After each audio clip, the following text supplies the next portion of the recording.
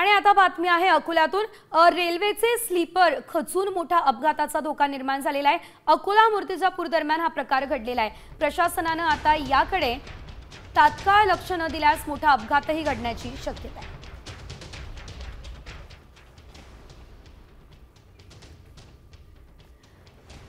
तर या संदर्भात आढावा आमचे प्रतिनिधी अक्षय गवळी यांनी घेतला, बघूया।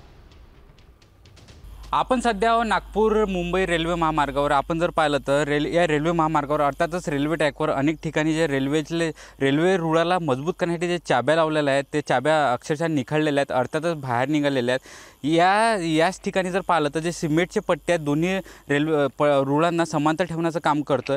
जे सिमेंटचे पट्टे तुटलेले आहेत, अक्षरशः या सिमेंटच्या पट्ट्याला मोठ्या प्रमाणात ठिकठिकाणी भेगा पडलेल्या आहेत। या गंभीर प्रकाराकडे लक्ष न दिल्यास मोठा अपघात घडण्याची शक्यता होऊ शकतो।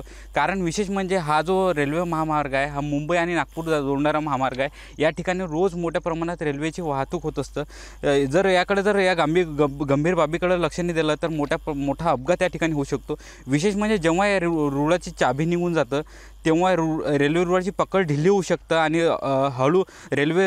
अर्थातच रेल्वे या ठिकाणून हलू शकतोय हे रूळ, त्यामुळे रेल्वे कुठेतरी खाली जाऊ शकतो असं या ठिकाणी समजू शकते। अक्षय गवळी, साम टीव्ही न्यूज, अकोला।